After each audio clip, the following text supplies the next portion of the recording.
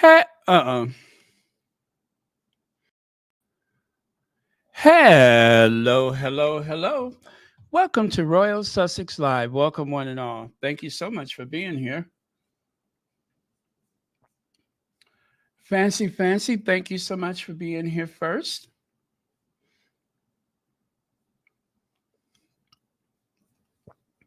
Hello, Lydia Washington, Mary H., Hazel Jones, and who else is here?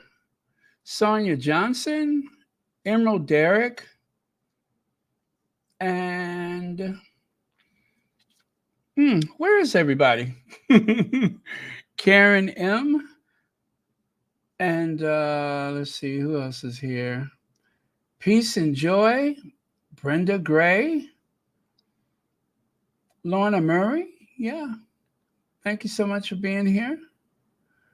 Angela M64, Janice Goodrich, Vanessa Jones, Big Mama's in the house. Thank you for being here. Vivian G, Lola Love, and Esmeralda Dillon. Love that name, Esmeralda. Adrian Saunders, thank you for being here. Beatrice and Dylan. Let's see. Oh, Mama Jane. Hi, Mama Jane. Okay. Oh, Catherine is here. All right. Well, let's get on with it here. Um, Before we get to that surprise support, got a couple of other things to keep you in suspense. Showing up and doing good in Colombia. So, if you haven't been on the Sussex website, I would love to share that video that they added that everybody's talking about, but I don't have the courage to do it. You may have seen it already, especially if you're on Twitter or Instagram. You may have already seen it, or perhaps even Facebook, but I just don't have the courage to share it. Wish I could, but um, I don't even think it's a minute long, is it? But it's like a cute highlight of all the stuff that happened or select images of everything. So if you get a chance to see it, make sure you check it out. Hello, Rosalind Gatewood. I'm sorry, Rosalind Gatewood. Peace and joy. Hello, LSD. I'm sorry, LDSW. Thank you for being here. Hello, Carol. All right. Oh, could that be any smaller? Oh, I know what I need to do. I need to move this over here so I can make it larger so I can see it on a bigger screen. That's what I need to do. Ha! There we go. Okay. We were deeply moved by the progress and passion demonstrated in Colombia as we continued through the Archwell Foundation to our mission to create positive change around the world. The Afro descendant Women of and Power Voice of Equity panel featuring the Duchess of Sussex was a powerful platform for highlighting the remarkable work of the Parents Network and the Welcome Project. By shining a spotlight on these organizations, we aim to amplify their efforts in supporting marginalized communities and fostering inclusivity. And so the Welcome Project, if you don't recall, that is, well, as far as I know, is for the women who come from Afghanistan. I'm not sure if that covers any other people from other places, but I know it's the women from Afghanistan and their families. Basically, a sewing circle with other benefits. And of course, you know about the Parents Network. That was what they spoke about on the Good Morning CBS. Our visit with young people in Cali further reinforced our commitment to empowering vulnerable youth through the transformative power of art and dance. We witnessed firsthand how creative expression can aid in healing and help young people forge brighter futures. The joy and resilience of these students, excuse me, were truly inspiring.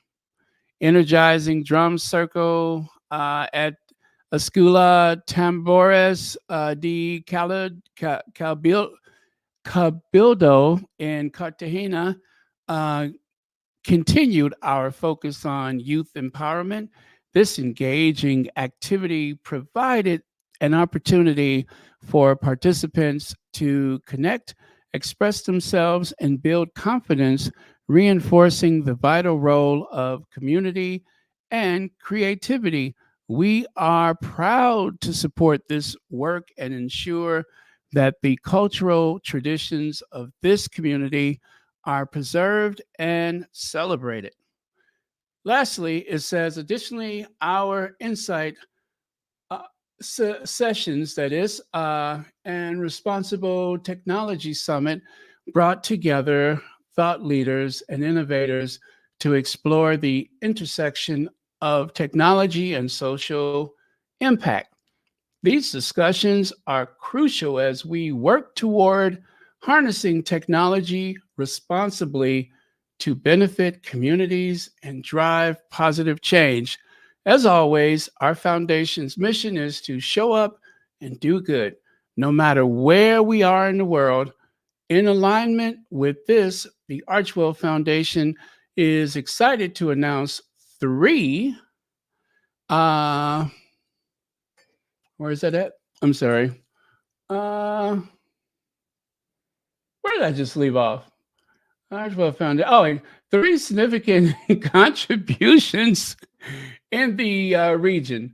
We will begin providing new drumming sets to Escala Tambores de Cabildo, supporting a secure y'all, environment, not environment.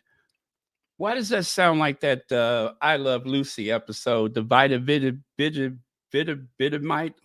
Anyway, supporting a secure environment for local children to support, learn, and connect in San Basilio de Palenque, and expanding the social emotional gym program at Colegio La Giraldo. Oh, each of these initiatives underscore our commitment to making change. I'm sorry, our commitment to making a difference and supporting programs that uplift and empower individuals and communities. Thank you to everyone involved for your dedication and passion. Together, we are making strides toward a more equitable and compassionate world. Oh, that was beautiful. Um, Speaking of beautiful, what is that just went past my screen? Joan Lawman, thank you so much for the super sticker. And thank you for watching Royal Sussex. Ellen, thank you for being a member of Royal Sussex. Sussex. I'm getting so tongue tied tonight. Let me drink some water.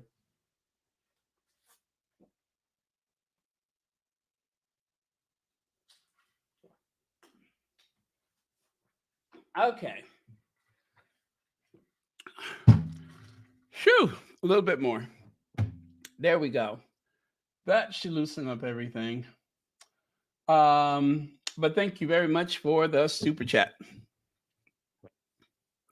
Yes, the Vitameta Vegemin, right? The Vitameg. I love Lucy and her Vitameta Vegemin.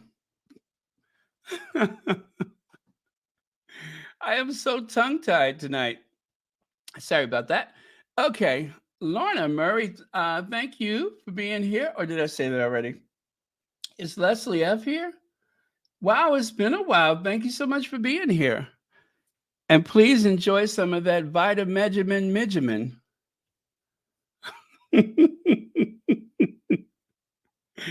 Anyway, so those are the three things that are mentioned in quite a few um, what do you call it? Articles today. Like here, Meghan Markle and Prince Harry reveal never before seen moments from Columbia tour in new video exclusive. So, um, along with that, the announcement that was made about the three things that they were contributing, there was the photo that came out. So the Duke and Duchess can be seen in that video that I mentioned. Archwell makes three significant contributions in it will be providing new. Okay, so we did that already. But yeah, so all right, I'm gonna say for sure there's a couple things you haven't seen, but just in case, I love these photos of Harry and Meghan, especially Meghan with that very chic, elegant hat.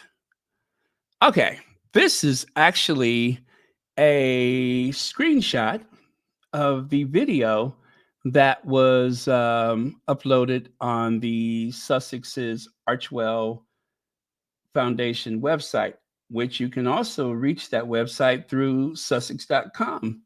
So, yeah, there's that. And take a look here. So you can see this is also a screenshot taken from that same video. I know, keep drinking water, right? Okay, you're right. Maybe I'm a little dehydrated. Okay. And then take a look here. That was also in the video. We didn't see this angle. There was no photos of it, but I do believe that this is a screenshot taken from that video that's on the Archwell website. So I have been saying for quite some time, you all, please make sure you go over to that Sussex.com and go onto the Archwell website. You don't even have to look for Archwell Foundation. Just put Sussex.com and it will take you to the Archwell Foundation and the Archwell production. The production, there's not a whole lot there. That is for their upcoming projects they're working on. The what is it, polo and Meghan's lifestyle. So that you don't need right now, just the Archwell Foundation part of it. Okay. Very sweet, right? Very sweet. There we go. This was also one of the new photos that they released. It's hard to tell what's new, but one of the ways that I think is easy to tell is that a lot of the photos that we have seen so far have been from other people's social media, mixed in with quite a few photos that Archwell has kind of let drip out here and there. So, yeah, it's kind of hard to tell sometimes, but it's cool because it keeps people engaged. So, I don't mind. And of course, I know I've seen this already. And that thing, that leopard coming out of the mouth of that mask thing, that kind of weirds me out a little bit. I'm sure there's some kind of spiritual component to that, but kind of weird for me. If I never see it again, it'll be too soon. And of course, the drum circle. And I know I've seen this one before, maybe. Now, this is new. Apparently, there was a blessing, an anointing, um, and a spiritual outreach. And as you can see, it appears as though both Harry and Meghan are in prayer, which I think is very sweet. Now, I don't know, you won't see, or should I say, you won't hear any sound. It's just a split second, like no more than 2 seconds of what you see here. in the video that's on their website, right? But um, I hope that in some future project that they work on, that we will actually have some words to go along with this. I would like to know what was said. Um, I There's also another little flash of this lady blessing one of those children that were dancing. So very interesting. Very interesting. What up, Maurice Brown? What up? What up? Thank you so much for being here. Hmm. So I'm not sure. I'm not sure exactly what this entails, but I think it is a very interesting moment. Huh. Well, we'll see. We will see.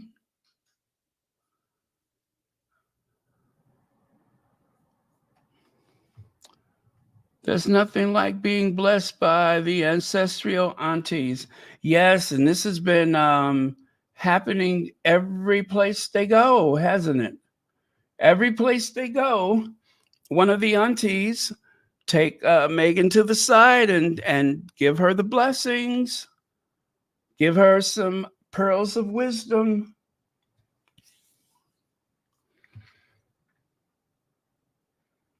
Yeah. Anyway, I love it. I think it's a beautiful, beautiful situation. Very nice.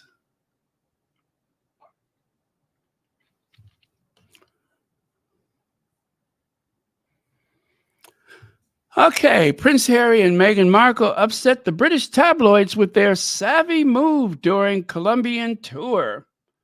Well, we've kind of talked about this for the past couple of days, and I think that the reality of it is still setting in because they haven't let it go yet. I have a feeling they're going to be talking about it all weekend. Prince Harry and Meghan Markle pulled off another successful tour that might have the British press up in arms. In May, they were invited to visit Nigeria on behalf of the Invictus Games, which led to Colombia requesting, that is not true, by the way, the Sussex's presence in their country. This invitation is a year in the works, okay? A year. But they didn't know that when they wrote this. They're just assuming. And you know what happened when you assume? However, the UK media hates that they aren't given access to the couple, which might be Harry and Meghan's savviest PR move yet. The Telegraph criticized the dynamic duo for keeping them at bay instead of allowing the reporters and photographers to get a close up view. Unlike a traditional royal tour of old, the media were not invited, save for one hand picked reporter whose job it was to relay each event to newspapers and other outlets across the world. The outlet complained um, the chosen journalist was an online reporter from U.S. publication Harper's Bazaar, who duly filed a brief overview of each engagement. Now, I know, I know we listened to it a couple of times yesterday, and you know what I'm talking about. Becky the Blob. Becky the Blob. Becky the Blob.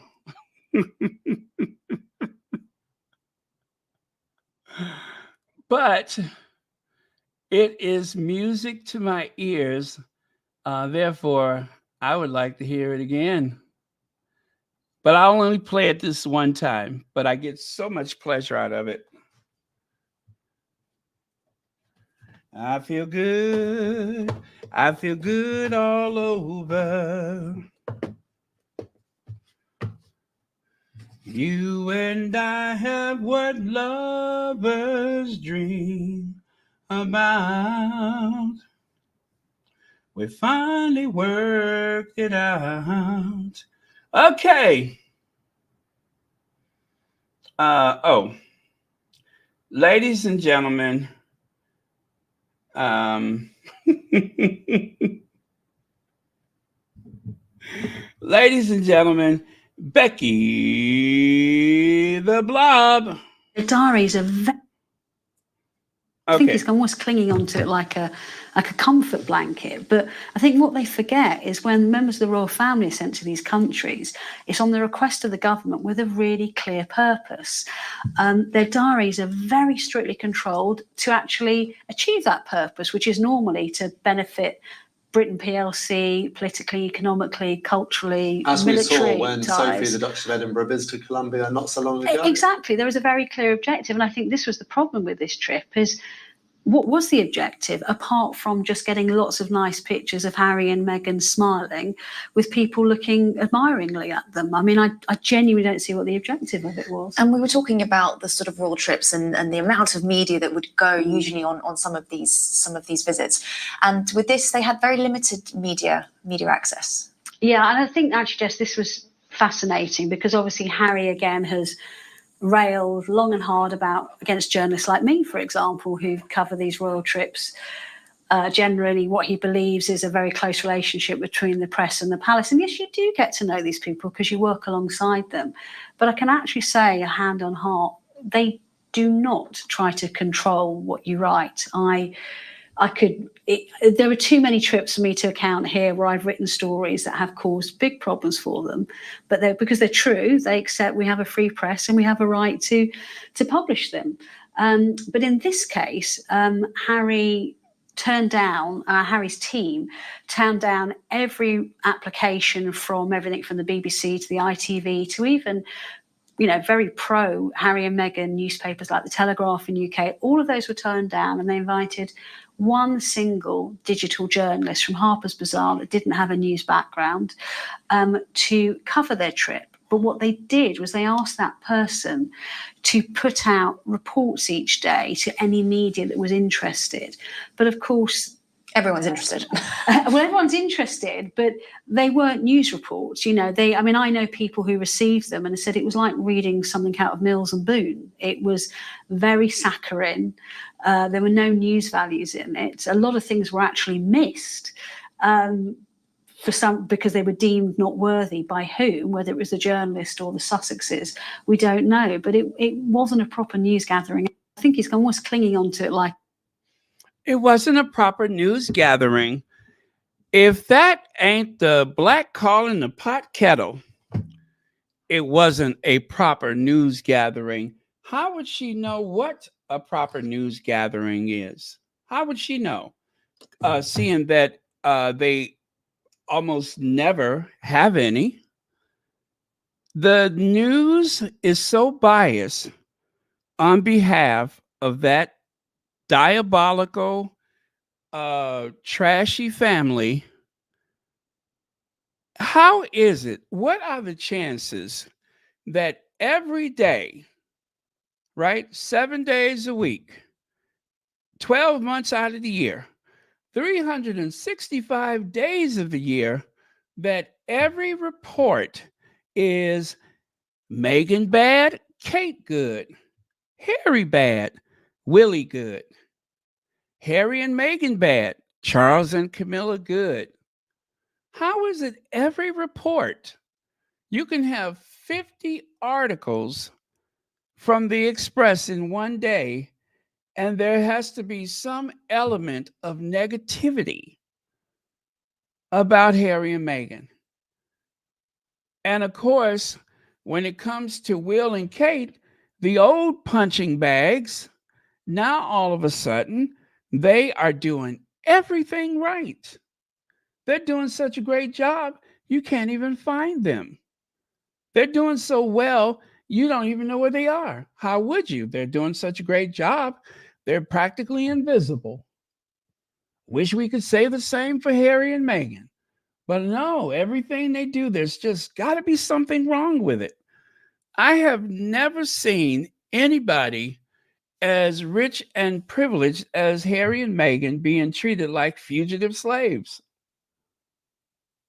They have escaped right? They have escaped. They even got away from the big house and the tobacco fields and such, and yet they didn't sent the catchers out to get them. What is the point of it? They had an opportunity to be fair with them, and they chose to honor the invisible contract. And as Big Mama say, not a big mad. So anyway, Prince Harry and Meghan tell tabloids no more cooperation. Now, I don't know if you remember, picture it.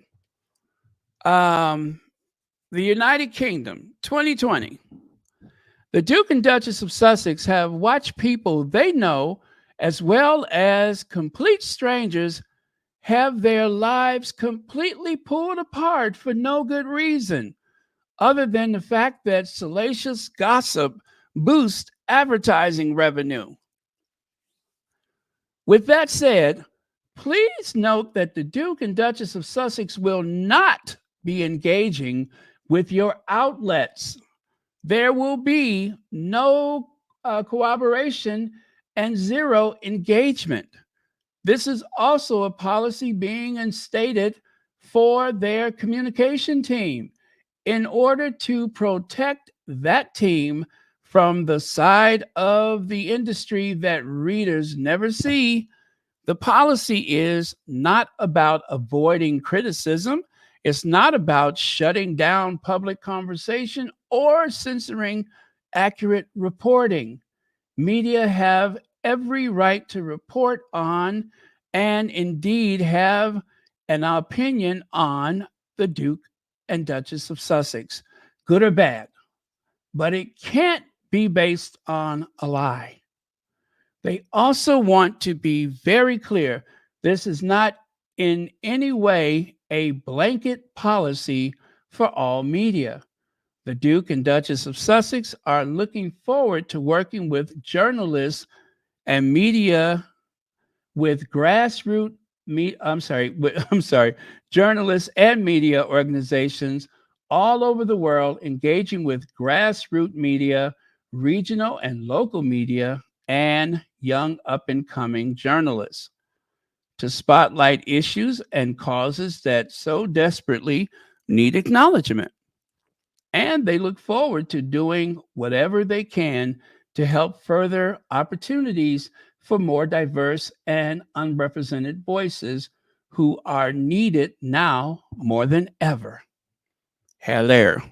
So that was from 2020. And as you can see, as Pharaoh said, so let it be written, so let it be done.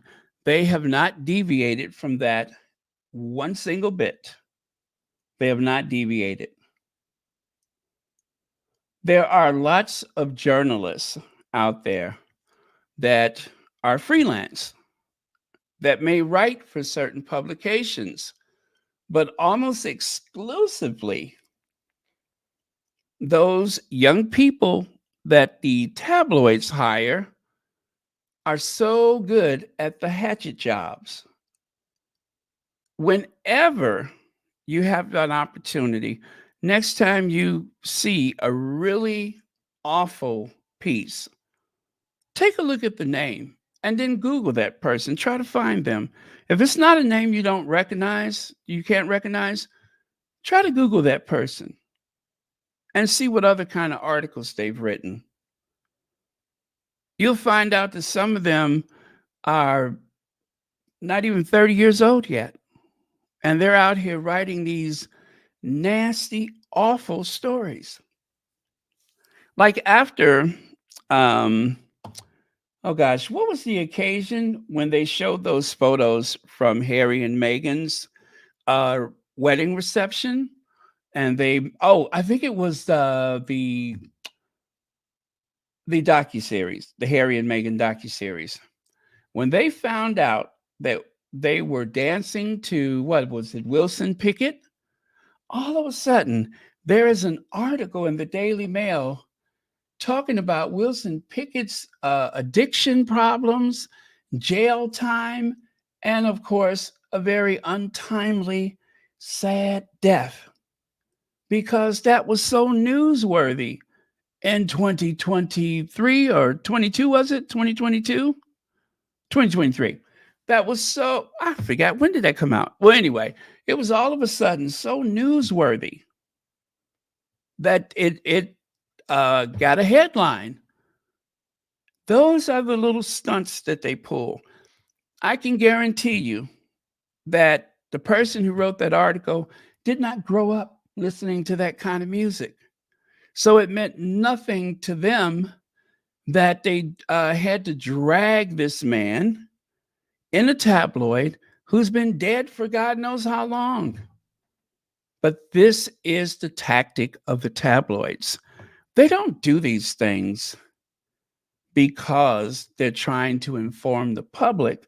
What they're trying to do is to cast a negative, because hate and negativity sells. They want to cast as much negative light upon anyone that they can, especially people who are considered from the other side or the other end of the political spectrum. It's amazing at how young some of those writers are. I remember back in the old days when a young journalist would fight to get that job at that big city newspaper, especially one of the legacy papers. And they would go out and actually report the news. But nowadays, not so much. Now it's just all gossip, creating a very cynical world. Very, very unfortunate. It's hurtful to the entire society. Nobody gains from that. Nobody.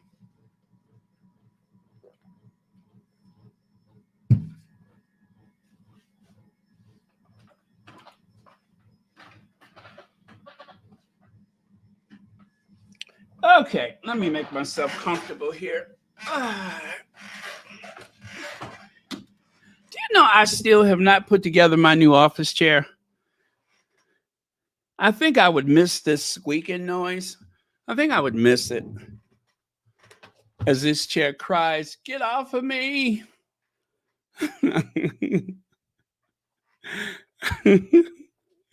Anyway, bum, bum, bum.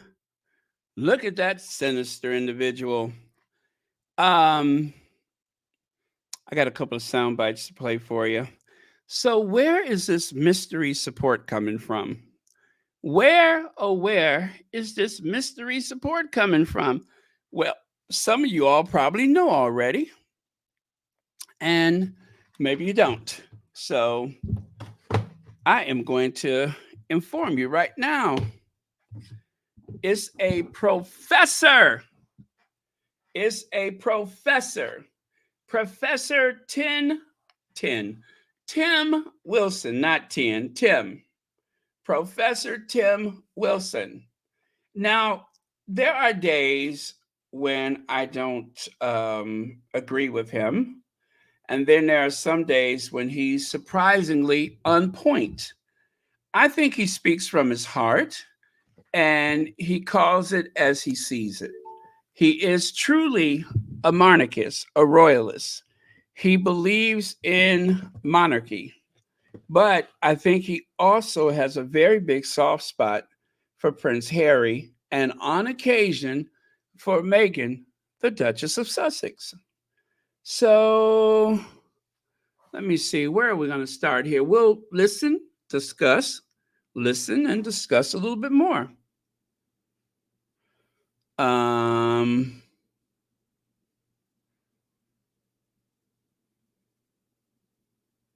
Presumably his father's funeral, as well as his own coronation, and okay, I kind of started in the middle. Let me get this going, okay, and then we'll discuss. Very interesting. The past, as a matter of fact, ever since the tour. Now, let me just set it up for you first. before the tour, I really had to switch him off one day because he really got on my nerves. He was one of the voices out there saying that Harry and Meghan and their staff, and I don't know why people were so fixated on Harry and Meghan's staff. Who cares how many staff they go through? That doesn't indicate anything. It's 2024. Nobody stays at the job forever. Also, some people are not only hired on a trial basis, but there are people that are hired to complete a project. Like, for instance, the one, whatever her name is, Mandana, she was only hired while Meghan and Harry were going through their, what do you call it, maternity period, right? That one I know for sure, she was not a permanent employee.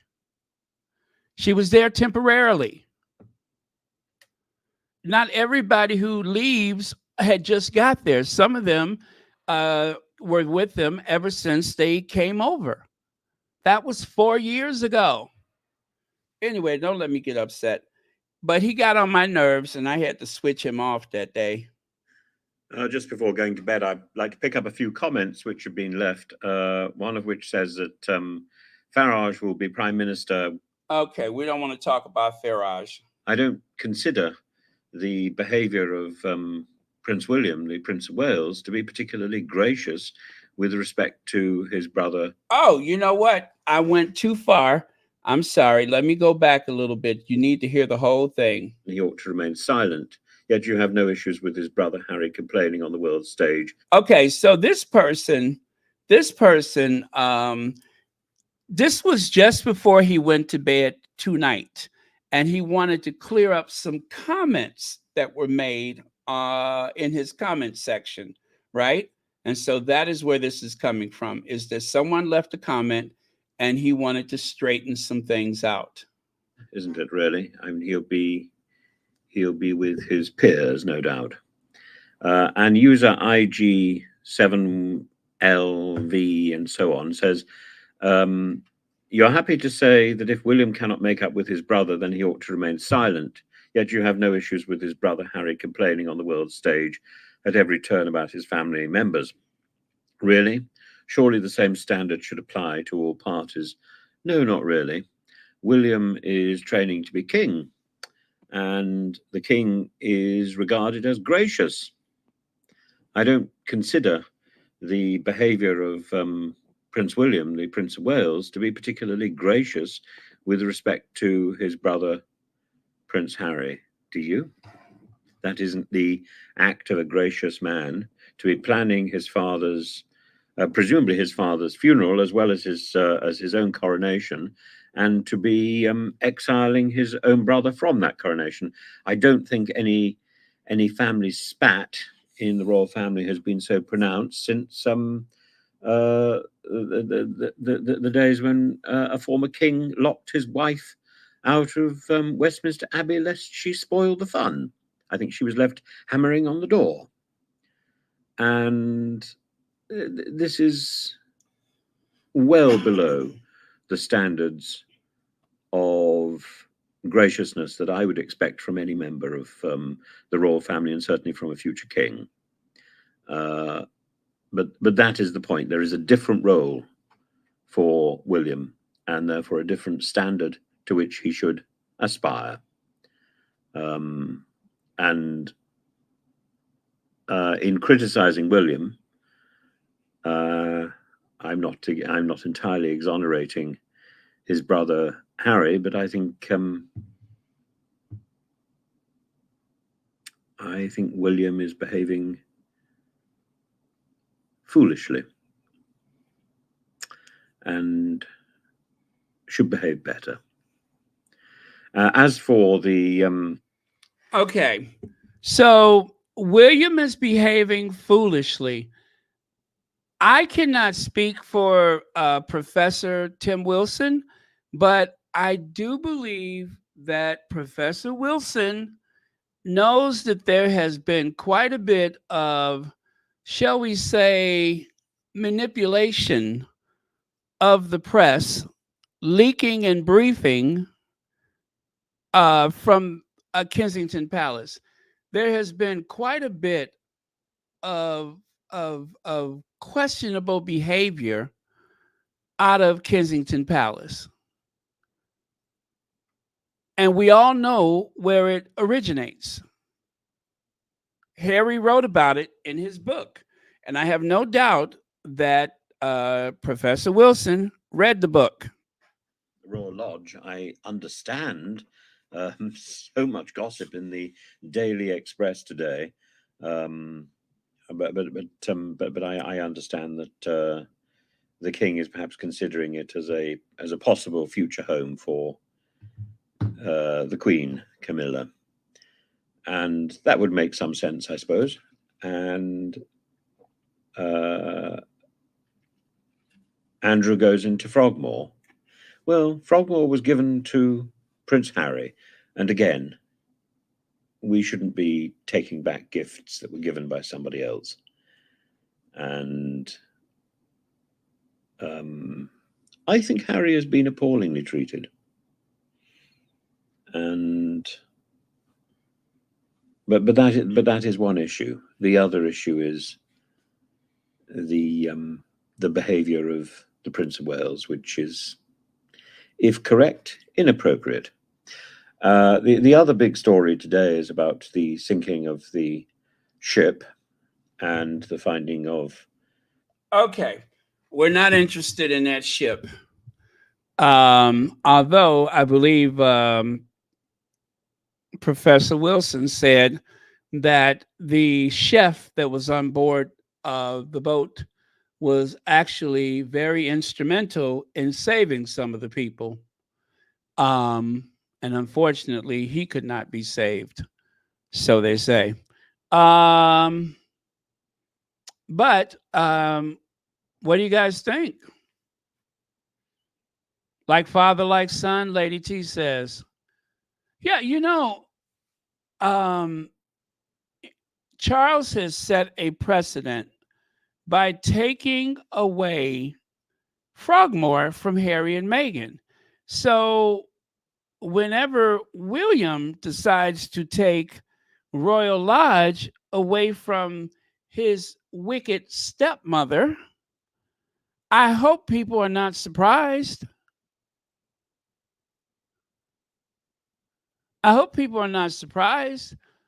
Who knows how long of a lease? I don't know if there's any limit to the length of a lease that can be given to Camilla, but this is the first I've heard of it. It makes a lot of sense. Give Royal Lodge to Camilla. That way she will have the protection of being on the Windsor estate, right?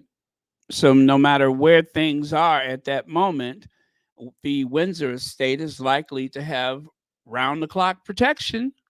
Also, he is going to want to make sure that Camilla and her kids have as much protection as they need going forward whenever, Charles goes to join the rest of the family down in that storm cellar. Us four. Yeah, whenever he goes to join us four and Philip, he's going to want to make sure she's looked out for.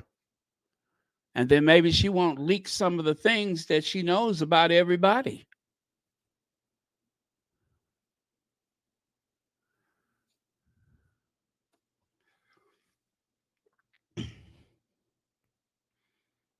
Yeah, absolutely. Absolutely. And listen, there's nothing wrong with anyone being a royalist. There's nothing wrong with that. Being a royalist doesn't mean that people do not have criticisms. It doesn't mean that people do not ask questions. That is why some dynasties collapse, because the people that support them become so at odds with the system that they have inherited one generation after the other that it's the people that's closest to the crown that wants to shut it down, not the people that are casually interested. So as I said during the coronation, I had every intentions of watching it. I do not consider myself a royalist. I am always fascinated with the history element of it, but I'm not a royalist. I don't think that there's any justification for the institution as it is today. It makes no sense for the, I guess, you don't get value for money. They could go the way of other monarchies and just, exist on a minimal amount, and instead of giving and it wasn't excuse me, it's only gosh, who was the prime minister that gave them as much money as they could handle? It wasn't Cameron. Yeah, it was Cameron. Cameron is the one who arranged for them to never have to put their hat in hand again and beg for money. They're going to get a raise no matter what. That's something that is very new. For a long time, they had to go hat in hand and explain the need for money. Now they just get it. Thank you, Mary H. Lex says, so Charles III wants protection for the silky chicken, but not his son, Harry. Charles is the worst type of father who sells their children for a side piece. Pathetic. Thank you, Legs. Absolutely. Absolutely. There is no justification for Charles' behavior. None. None. Um, you know, people people recognize Charles as a thinking person, but it doesn't seem he gives much thought to his own family. He was very angry with his parents. I don't care what nobody say.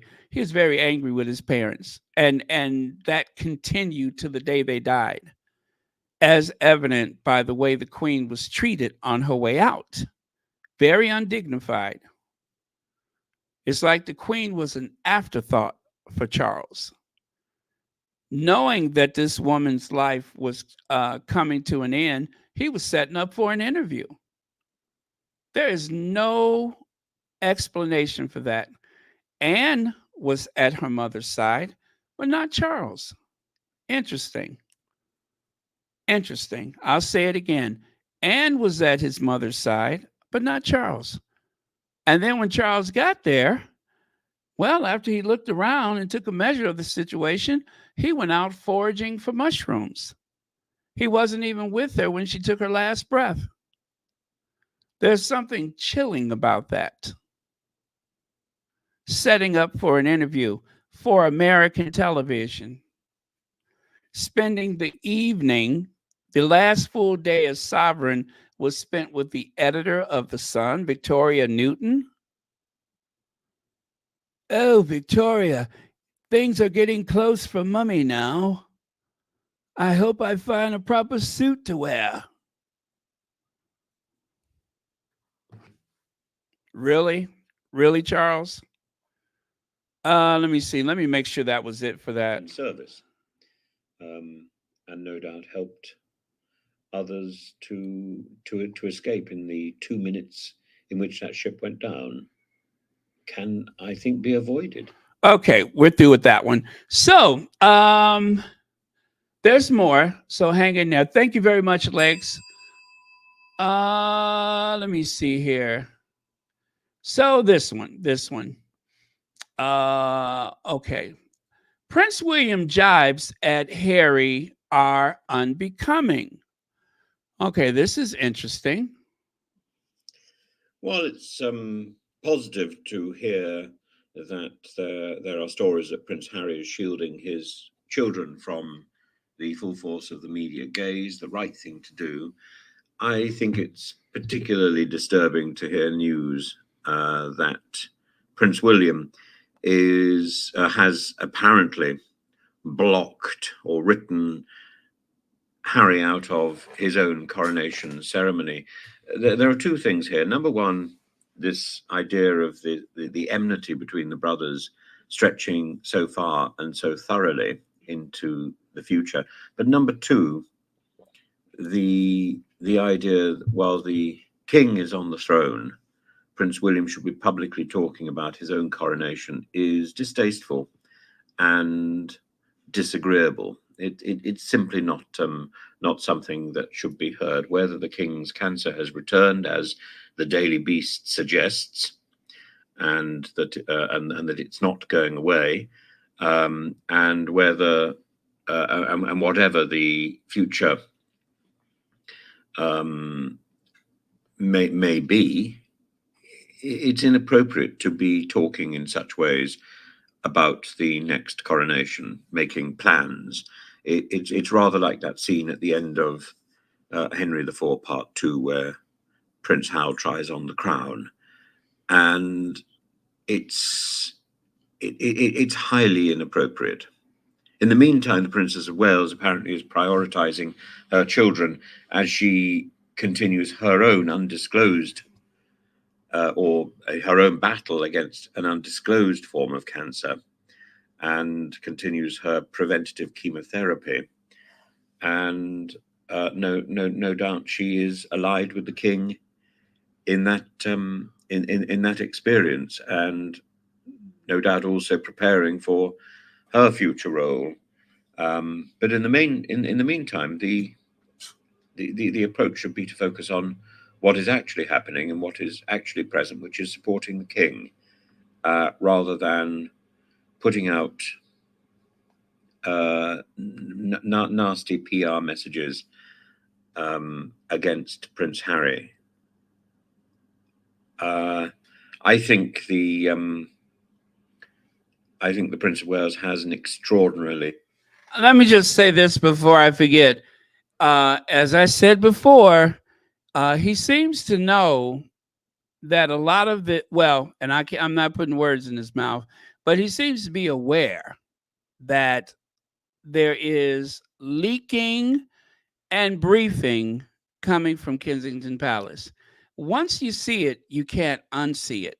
And I wish that more people realized that that's exactly what's happening. I think the only reason why there aren't more people that are, for lack of a better word, Team Sussex, is because they don't know. They see the headlines, they see the banners. You don't even have to read the article. The headline is enough to drive opinions. And the headlines: Harry and Meghan bad, Will and Kate good. Harry and Meghan bad, Charles and Camilla good. It's always the same. And the headlines actually make the leaking and briefing part of the story, which of course is that Fab Four, Charles, Camilla, Will, and Kate. It makes them the victims. The headlines usually read victims. Harry and Meghan perpetrators, the other four are the victims. That's how the headlines read. Poor staff advising him, and his image. Oh, you know what? I'm so sorry. Let me move that back just a little bit, because he was making a brilliant point. I think the Prince of Wales has an extraordinarily poor staff advising him, and his image. This quarrel with his brother, every time he gets involved with this tarnishes his image further. If he can't make up with his brother, then he ought to be quiet. But putting out details about what he plans to do at his coronation when it comes is ugly and distasteful, and actually not the role of a future monarch. or present King Prince of Wales. Okay, that is Professor Tim Wilson. He does have a YouTube channel. It's in very poor taste. It's childish. It is so childish and so irresponsible, and that the staff facilitates this childish behavior. I'm going to be a global. What was that he said?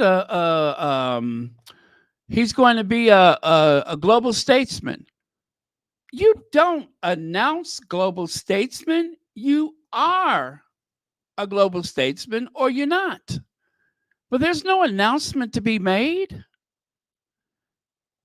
Do the people working at Kensington Palace, do they not get that, or are they just going along with this lunacy?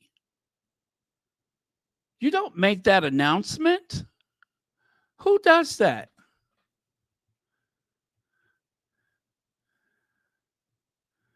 It'd be like me waking up tomorrow and saying, I'm a swimwear model.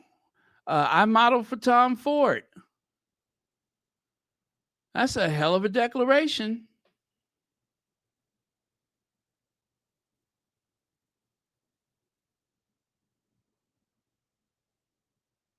And a lot of people, if Tim Wilson knows this, you know who else knows it? Becky the Blob. That rat face Richard Eden, and the little olive oil there on the right side, whatever her name is, they all know this. And yet they play along as though it makes sense to do that. They're winning. They're winning. The palace is winning. They're not winning against Harry and Meghan, but they're winning in terms of fooling the hardcore royalists, because they need to keep those hardcore royalists on their side. But inevitably, it is going to do more damage to their brand than Harry and Meghan ever could. The damage is internal, because they are mortgaging their souls. And that goes for those three people sitting there. The other day, Lorraine, God, who did she have on? Well, it wasn't Lorraine. It was it was someone sitting in for Lorraine. Well, I'm trying to work out myself. I don't understand. What are they doing over there? And, it's not just Harry and Meghan. All of those talk shows are performative. They're pantomimes. They're theater. And that's why I cannot stand to watch them, because they sit there and play dumb about stuff they have full knowledge of. If you, as a host or correspondent, don't know these details, then you should not be there. You should not be there. So just explain what's going on. But instead, they have this little back and forth. They are literally telling their viewers what to think by them pretending that they don't know. And then voila, they figure it out right there on camera. You're learning right along with them, or so you think. So don't just avoid the tabloids. This is why people stop watching The View. This is why people stop watching The View and all the rest of those loose women. There's no big revelation. Everybody know their role when they get on the studio. When they reach that studio, they get their talking points. They have a producer in their ear.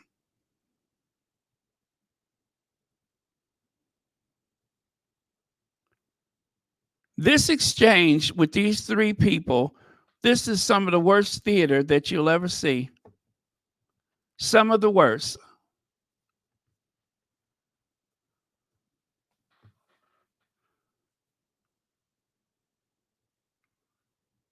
Okay, we got one more.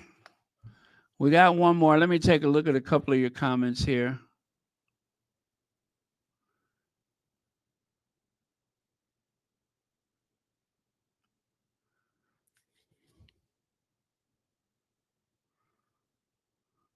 Oh, hi, Lucille. Thank you so much for being here.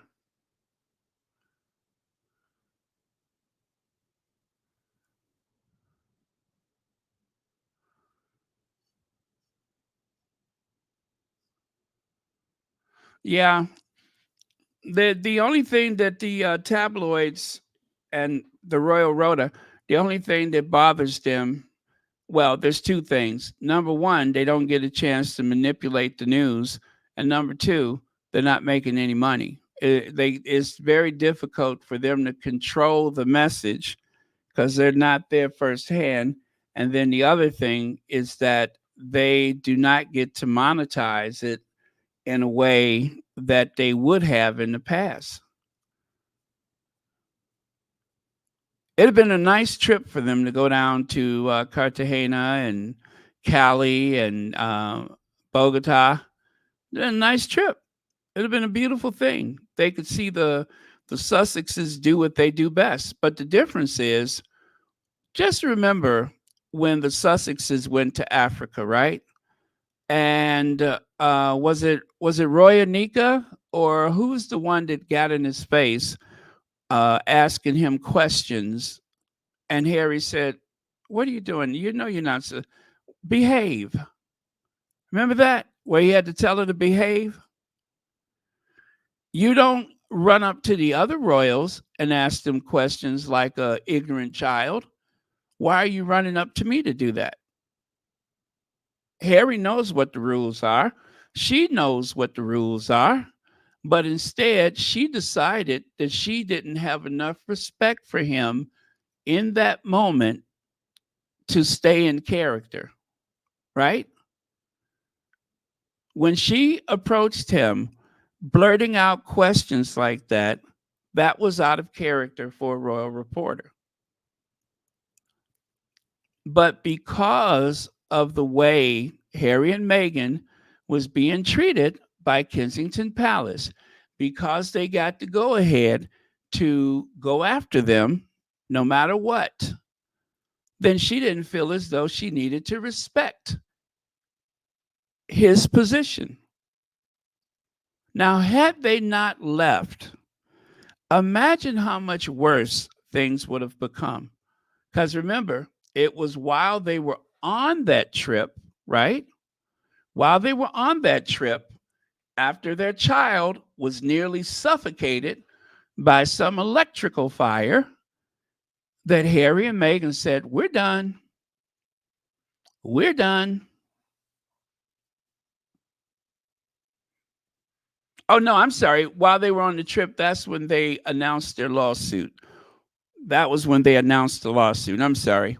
Let me see. They list the title of the panels in Colombia that Meghan is on, but don't know why. Yes, yes, they don't know why they're there.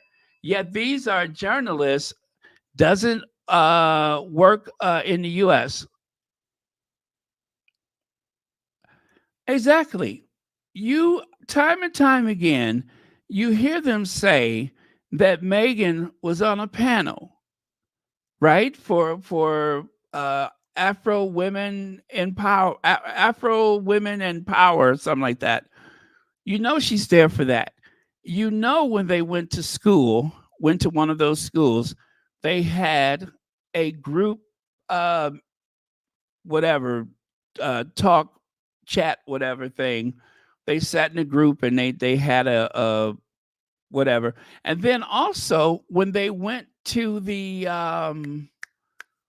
salsa, when they went to that salsa place, there was an exchange there.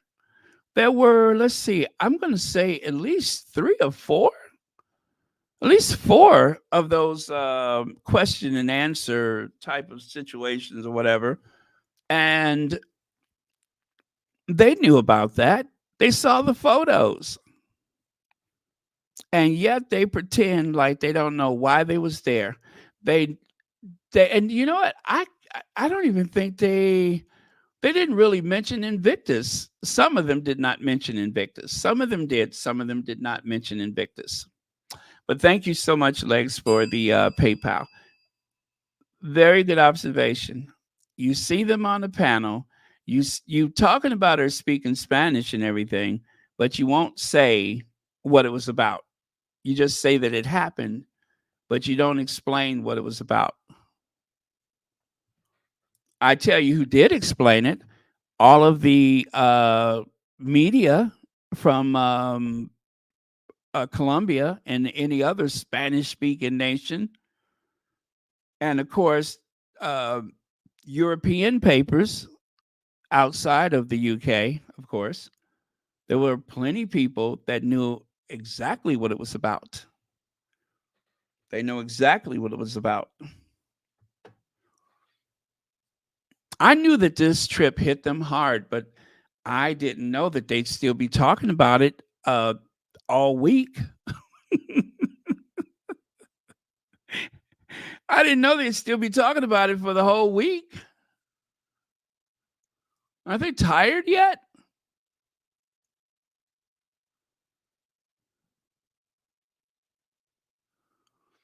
Mary H said, "Oh, that's for someone else. I'm sorry." Uh, okay, let's do this last one because let me see how long have I been on here? Hour. Okay, let's do this last one. Um, Prince Harry and Meghan, a trip well done. So this was actually 6 days ago. This was 6 days ago. So let me see.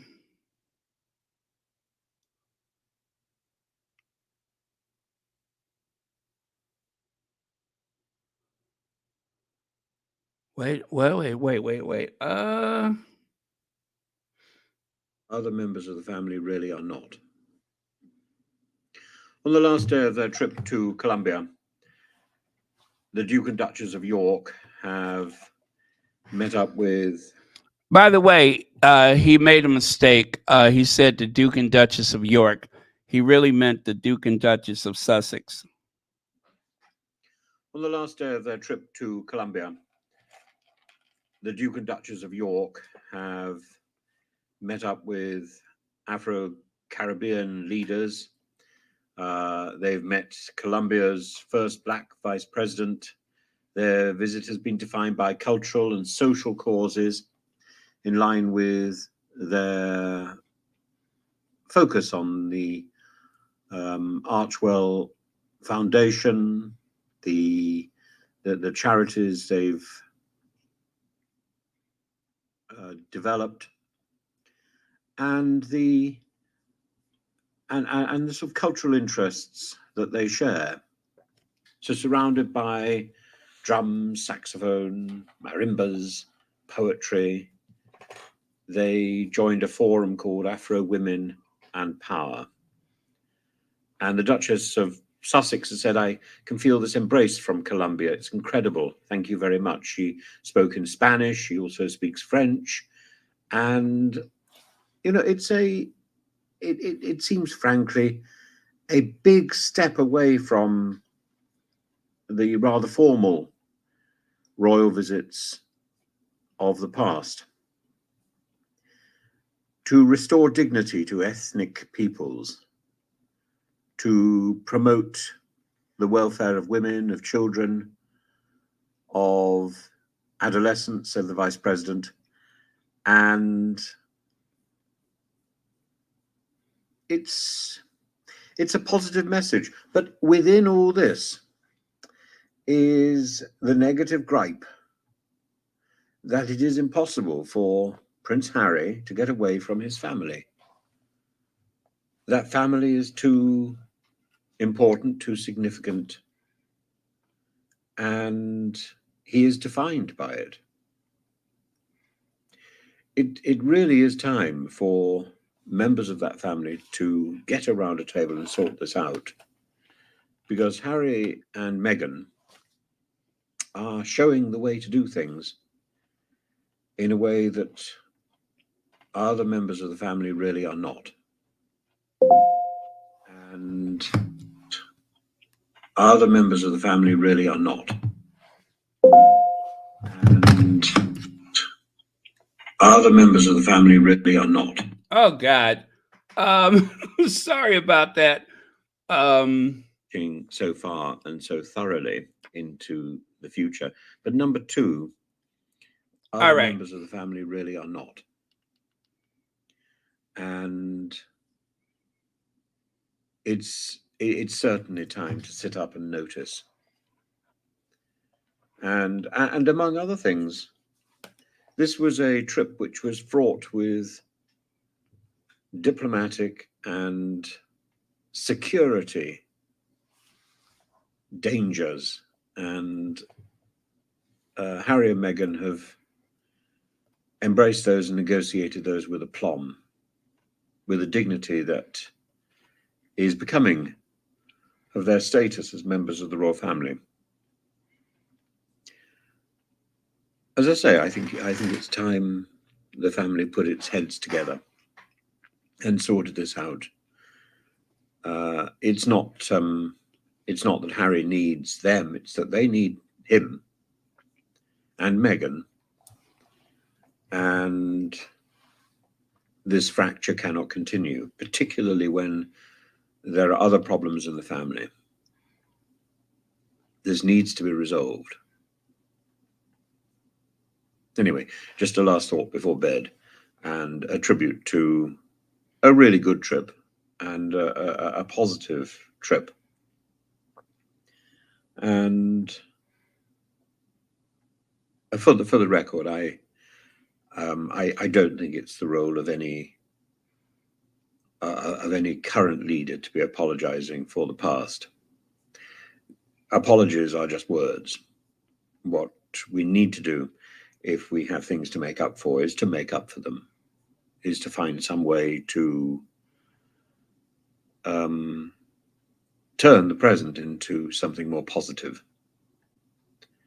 Charlie Gladstone set an example by funding projects to atone for his family's role in slavery. But that is one way of doing it. The better way, I think, is to think about the future rather than to focus on apologizing for the past. The past is done. The past is full of mistakes. And we need to turn from the past and look at the future. We can't be constantly looking at the past. We need to create a better future together. All of us, actually. All of us. We need to focus on the future and try and contribute something positive, so that future generations can look back. It's not for us to be looking back, it's for us to be looking forward. Future generations can indulge in history. We need to be making history. We can't spend our time looking over our shoulders and regretting. There's plenty to regret. If we're not regretting this, we're regretting that. Now is the time to be using that information to set things right. Okay, well said. Again, that is Professor Tim Wilson. He has a YouTube channel. He talks about a variety of topics and subjects. I don't always agree with him, but like so many people, he was thoroughly impressed with the Sussexes, and not for the first time.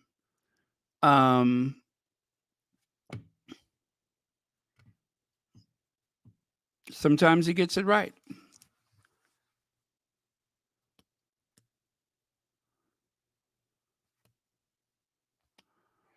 I don't believe that he's saying that that Harry and Meghan need to make nice. And the thing about apologies, I think he was talking about reparation, not the royal family. A lot of people see what he's saying, but there's a lot of people whose bread and butter is helping to maintain this estrangement in the family. That's what they're doing. And also, it was due in part to Kensington Palace that Meghan's family was weaponized against them.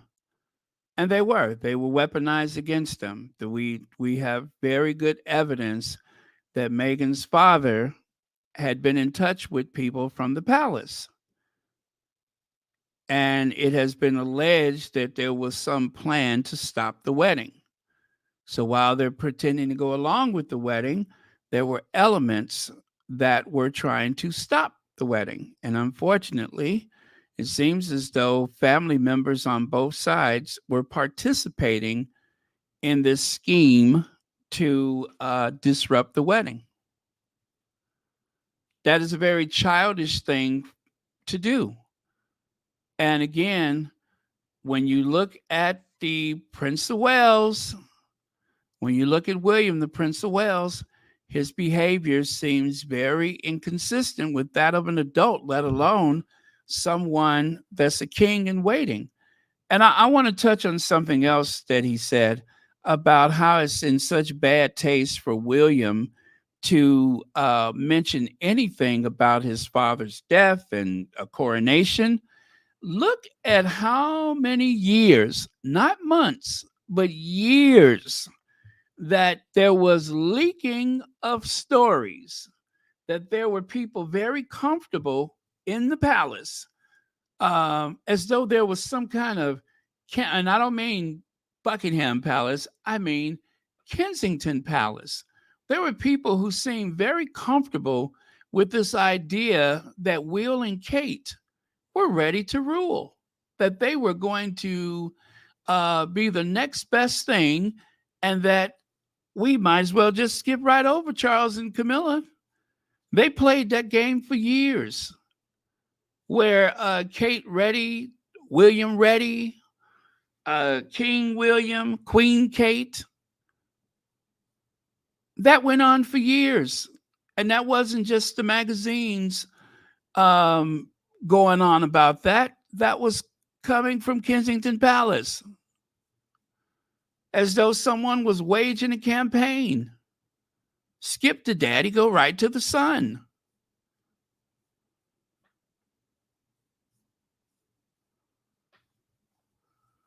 Didn't happen by chance. That was a campaign from those two.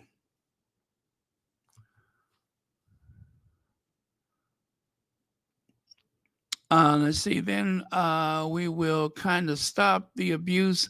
Is that correct? We will pretend you were sorry, then all is forgiven. Pass. Exactly. You know,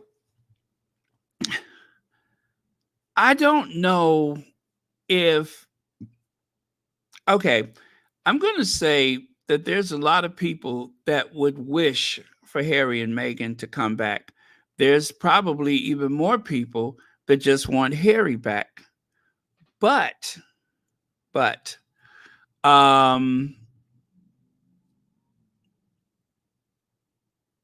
let me see, where was I going with that? Okay. They ain't going back. There's no returning, right? There's no returning from everything that has happened. But at the very least, if they do not have civility amongst those family members, if they continue on this path of destruction, this path that they're on, and I'm talking about the palace, not Harry and Meghan, the palace. If they continue on this path of getting even, Charles and William, all of the petty stuff that they do, like having a garden party instead of going to Westminster, to the St. Paul's Cathedral, Charles could have done nothing that day and it would have made more sense. But instead, he decided to be petty and throw a garden party. And the same with William. When William went to that garden party with the cousins, that was being petty. That show of solidarity was pettiness. It would have made more sense to not do anything for that day, as evident by the fact that we rarely see William. We almost never see Kate. So they're good at doing nothing. And as for Charles, because of his status, there would be no issue with him not being out and about. But instead, they choose to do these things to spite Harry. And like they're trying to elbow him in the ribs or something because they don't think anybody's looking. And as long as they do that, as Cookies and Cream said, they are given license to everybody to laugh at this circus. Everybody watches them hop out of their little clown cars and run around the three-ring circus. And they have invited the world to watch, because not only do they do these things, then they make all of these announcements about what they're doing. It's one thing if you throw in shade. It's another thing when you and your press and your what do you call it? Your courtiers and such. It's a whole nother thing when you are stoking the fire openly and publicly. It's showing that you don't have control. It doesn't make you look strong. It makes you look stupid. Because only someone desperate would run around trying to get revenge and trying to. It just doesn't make any sense. They are hurting themselves more than they could ever hurt Harry and Meghan. They already know what time it is. Do the rest of them know? They bully the York sisters to go into a garden party. Neither one of them were interested in being there. Everybody knows that. And Zara, the tongue ring Tendo, she'll go any place where she can show people what she's promoting in her modeling career or whatever she has. Mike Tendo, he gets free publicity for his podcast. Easy. But it does not help the family at all. Thank you, Legs.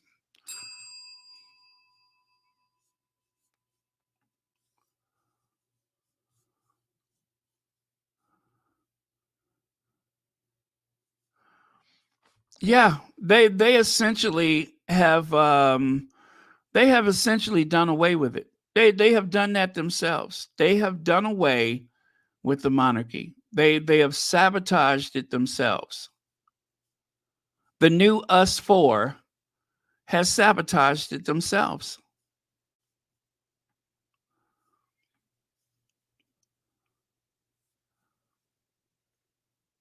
I believe Omen Scobie when he said that his book, Endgame, was a warning.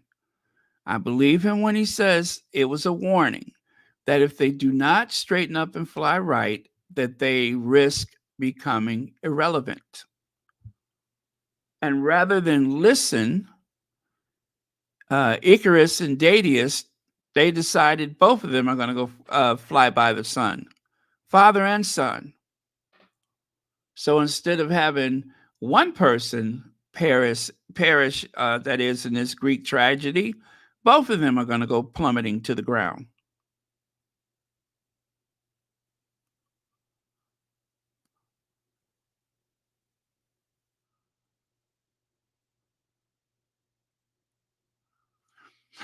Yeah, it's not safe. I believe that here at this point, I don't think it's just a matter of negotiation. I think Harry has made up his mind that they're not going back, or for certain that Meghan is not going back, because the threats did not cease when the Sussexes left. The threats did not cease last year or even 2 years ago. There are still people that are making threats against them. There are still people making threats. That has not stopped.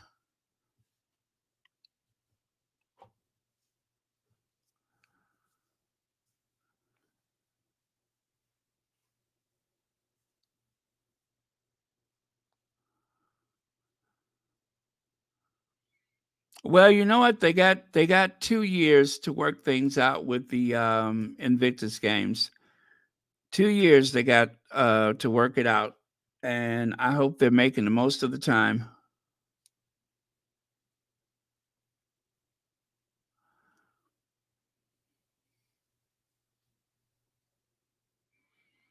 Well, one thing we know for sure, um, I do believe that the score is will never be even, but things have become a little bit difficult for the rest of the family over there.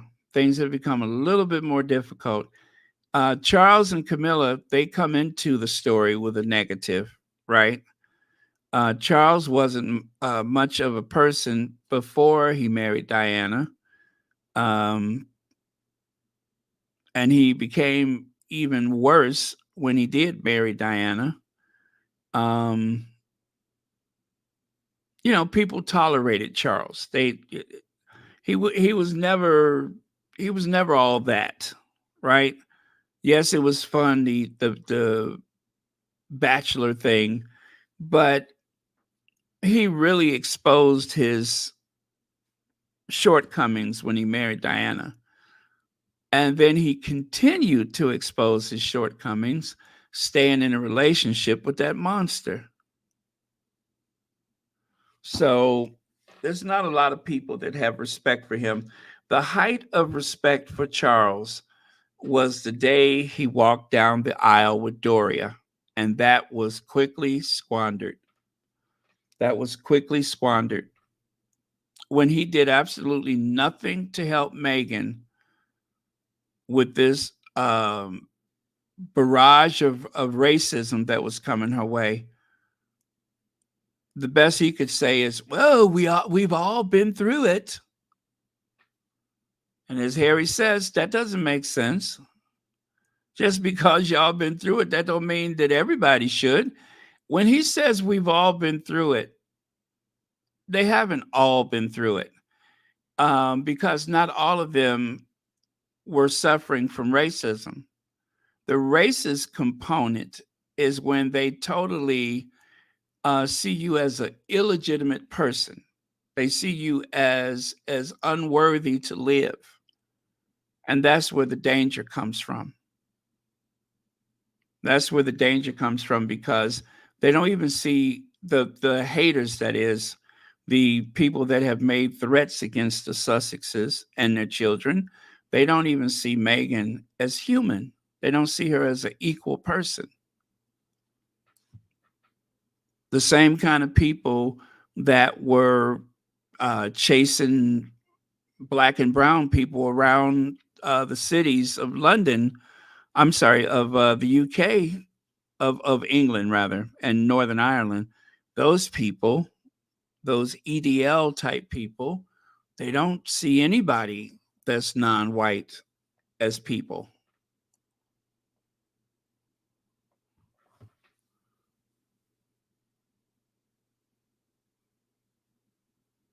A lot to think about, isn't it? Meghan Markle proves women are fixers with thoughtful fan adjustment. During a recent visit to Colombia with Prince Harry, Meghan Markle demonstrated a heartwarming example of women helping women in a small yet thoughtful gesture. On August 18th, while participating in a panel discussion focused on empowering Afro Colombian women, Meghan noticed the panelists' discomfort due to the heat.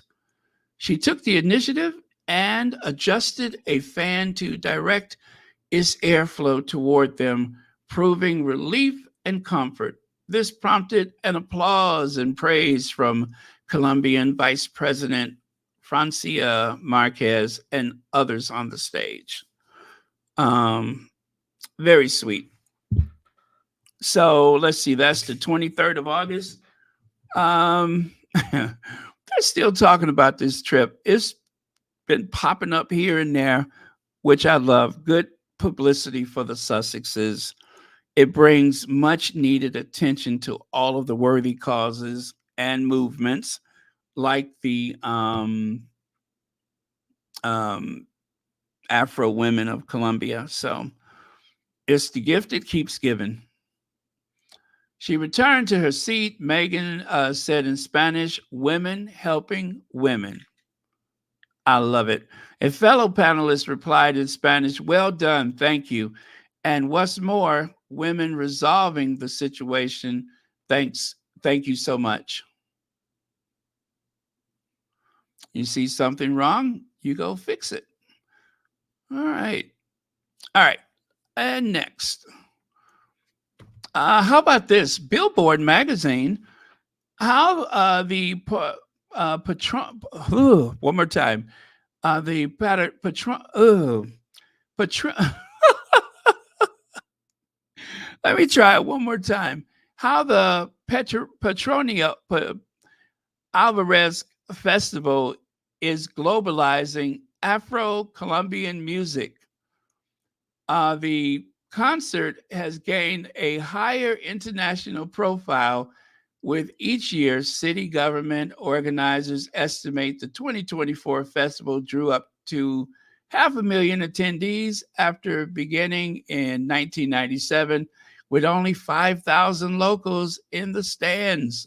This year, a visit from Prince Harry and Meghan Markle, who both spoke from the stage as guests of Colombian Vice President Francia Marquez, the country's first Black vice president, put new eyes on the event.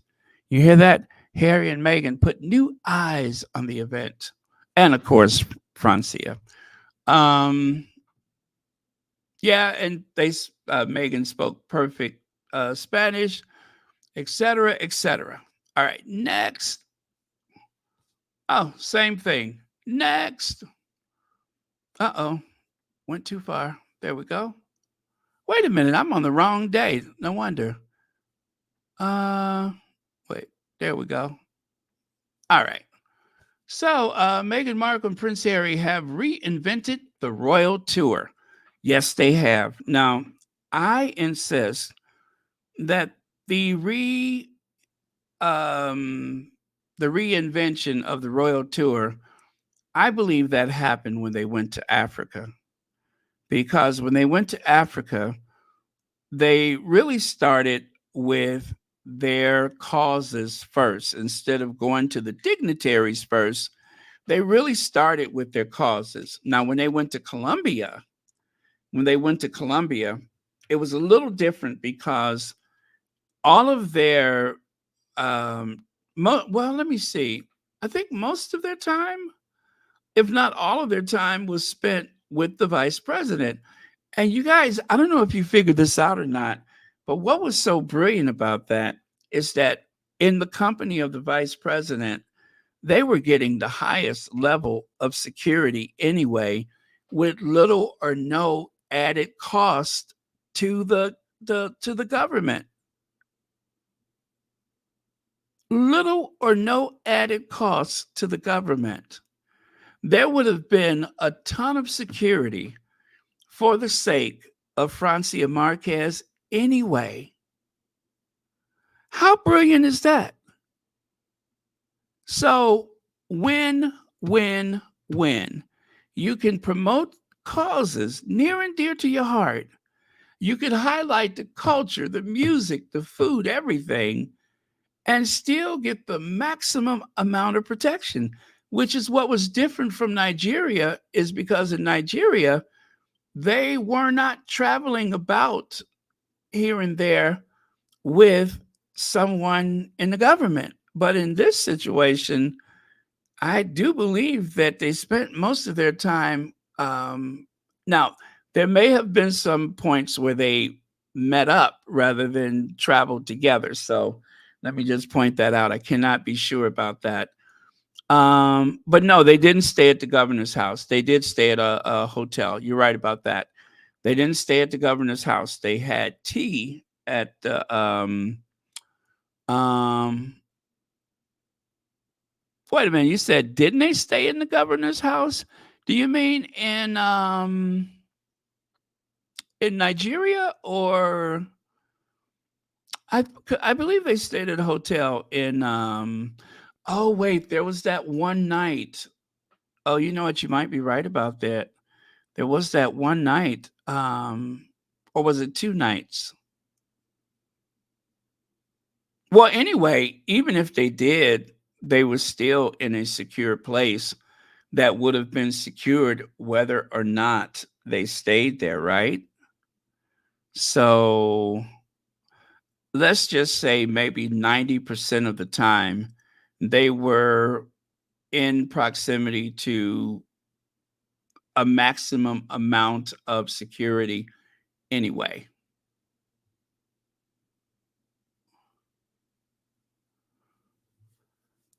Yes, yes.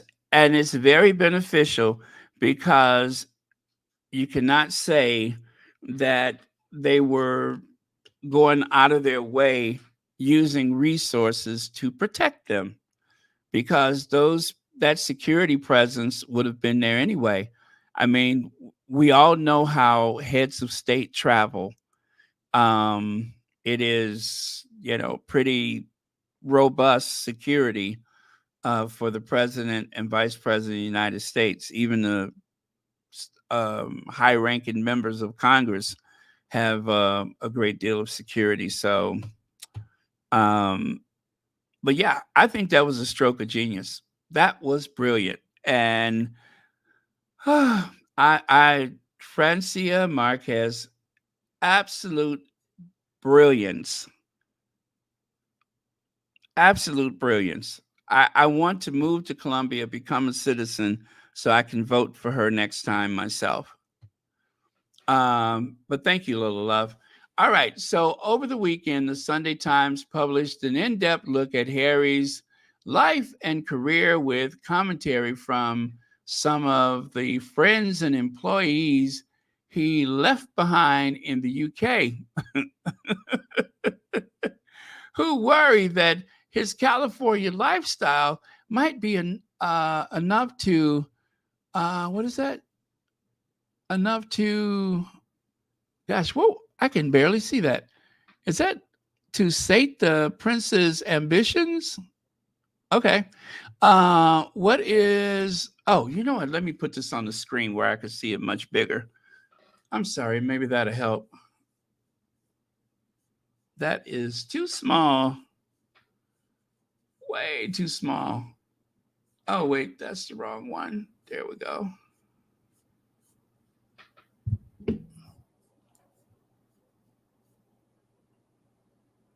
Ah, that's so much better. What is the purpose of Prince Harry, and what is Prince Harry's purpose?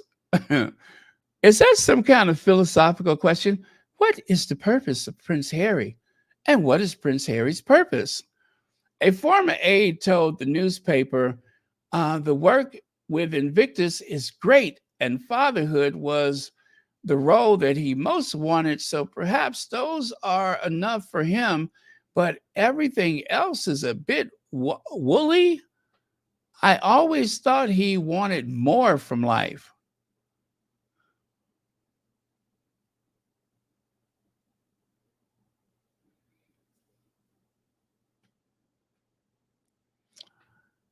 I thought he wanted more from life. Do you mean being in the UK under the thumb of his father and under the thumb of his brother? That would have been more? That something that someone should what do you call it? Is that something that someone should try to attain in their lifetime?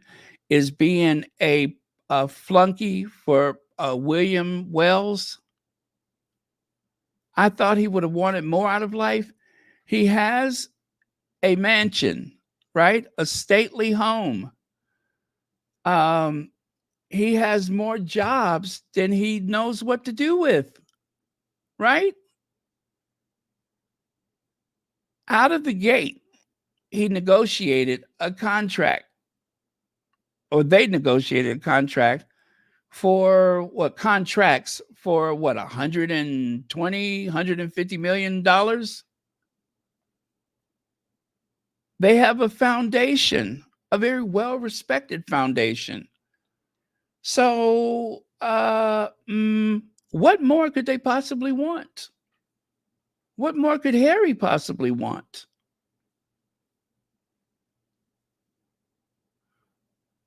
I mean, uh, uh, uh. In Colombia, Harry's answer to the question was on display. And if his former confidants were able to see it up close, maybe they wouldn't be so confused. Hello. In their post-royal work, Harry and Meghan have tried to change up the royal routine. In May, FM Oliyima, the CEO of Jingo Foundation, who accompanied the couple on their Nigerian trip, told Vanity Fair that their goals are about doing, not just looking. It's about doing, not just looking. Okay? In other words, not this, more of that. Okay? Where you're engaged, where you know, where you have long-term relationships with these people. You're not just showing up, having all the work done by your staff.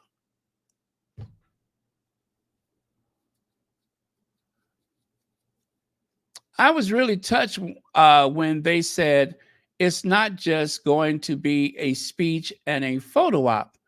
They want to leave something, leave a legacy. That's very important to them. From my experience with them and their team, leaving a legacy and impact and really helping people in direct, tangible ways. Thank you. Thank you very much. And that is the difference.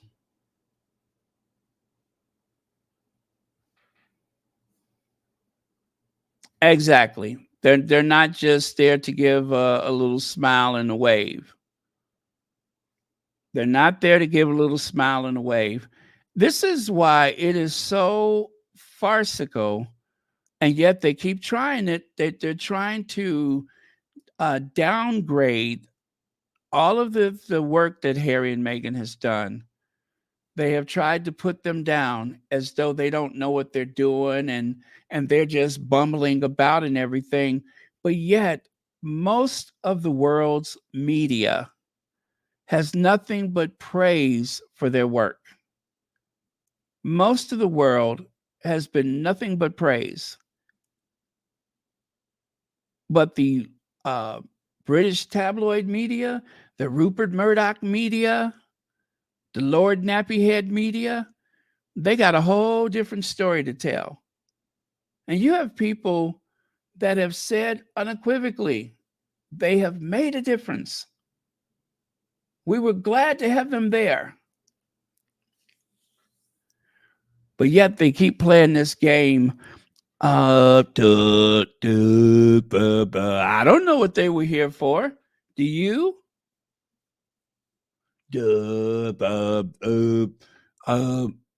Why were they here? I still don't know why they're over there.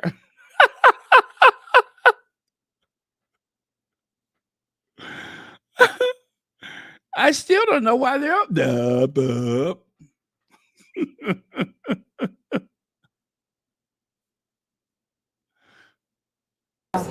I'm sorry we can only come and give words and comfort, but we are thinking about you the whole time, and we really care about what's going on. So sometimes it's just more than financial. well, if we can give you the odd smile here and there, that's important. So I'm sorry we can only come and give words and comfort, but we are thinking about you the whole time, and we really care about what's going on. So sometimes it's just more than financial. well, if we can give you the odd smile here and there, that's important. So Give you a little smile here and there. That's important. God, I hope that's not true. Hey girl, sit down. Sit down.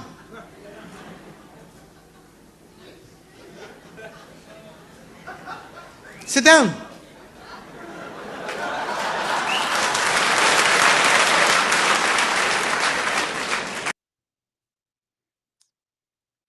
Yeah, that girl needs to sit down.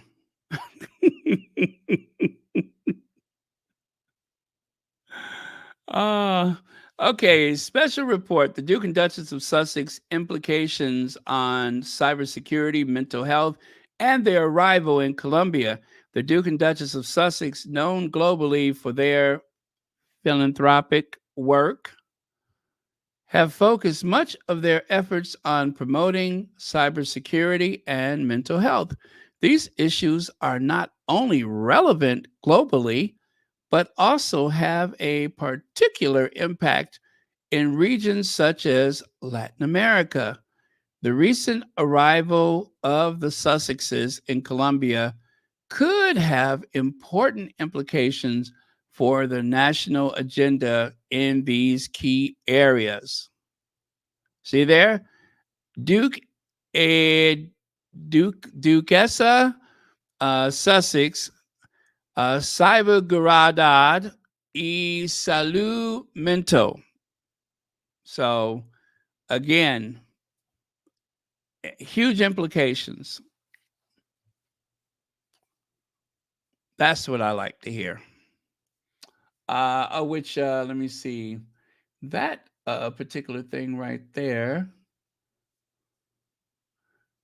Okay. Online abuse and platform responsibility implication for Colombia. The Sussex's arrival could boost dialogue on cybersecurity in Colombia, a critical issue in a country where cyber threats are on the rise. In addition, their presence could foster collaboration between local and international organizations to strengthen digital protection, especially for young people and vulnerable groups. Okay. That was posted today. It's the Merrily Online Alternative Media. Merrily Online and Alternative Media. And like Harry said, they were hoping that alternative media sources would be the people that they can work with, as opposed to being involved with, well, the tabloid media. They're monsters. Little known rule that could stop Prince Harry and Meghan Markle from losing their royal titles.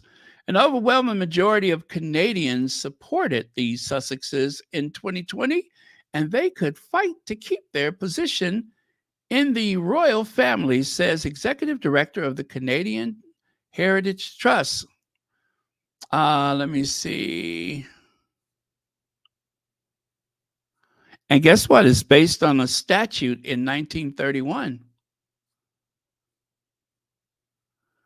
Under the Statute of Westminster, 1931, changes to the line of succession also require the assent of the parliaments of the other 14 realms which King Charles is sovereign.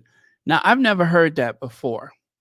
Of course, we don't suspect anything is ever going to happen with that, but interesting. The Statute of Westminster, 1931, includes a provision that states that any law concerning the succession to the throne or the royal style and titles require the consent of parliaments of all the dominions. Have you all heard that before? Because I never heard that before.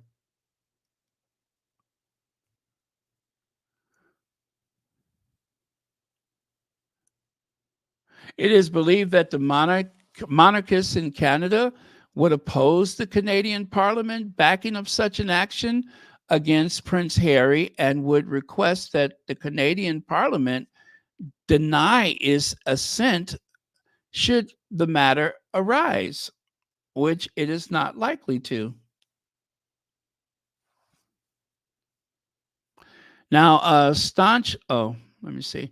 Now, staunch monarchist Gary Toffoli, an executive director of the Canadian Royal Heritage Trust, says that he and many other Canadians have a strong connection to the Sussexes and would fight to keep their position in the royal family. Well, you know, that's what people always say. Let's see what happens later, though. But I believe them.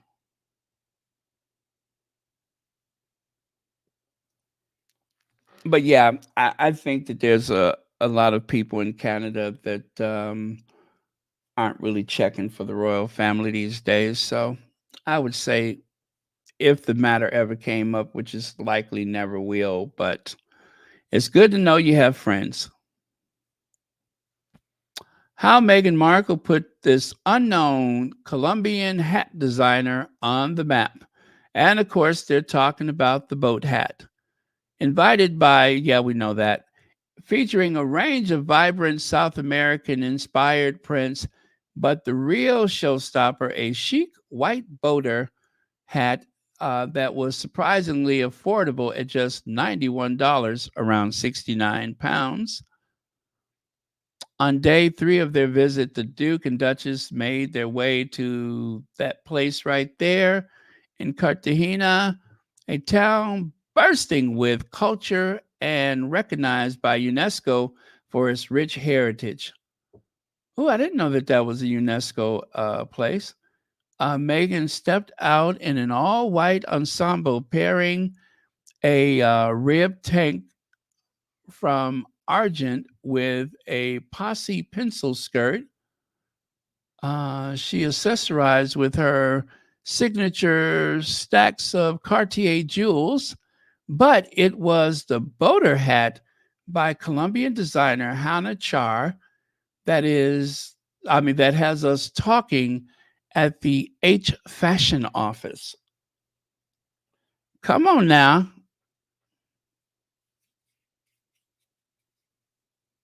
Over 20 craftspeople during its creation. Oh, okay.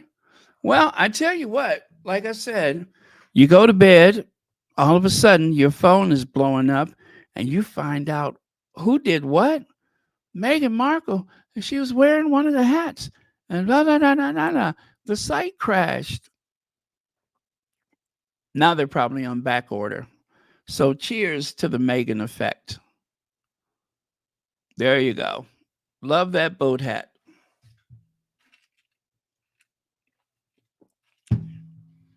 All right. Yep. Etc. Etc. And I'm done. Okay. Thank you all very much. I will see you all tomorrow. Here's just a few of the thumbnails that I made for their tour. I was looking at them. I really enjoyed that.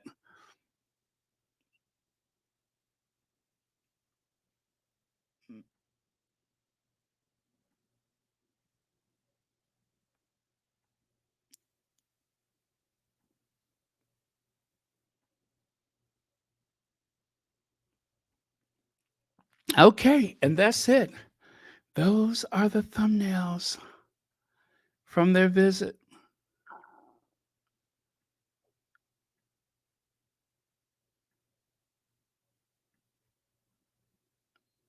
That was fun. Okay. I'll see y'all tomorrow.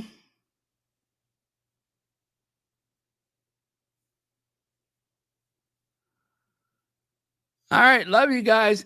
Good night, moderators. Thank you for keeping this a safe space. Always count on the Mod Squad.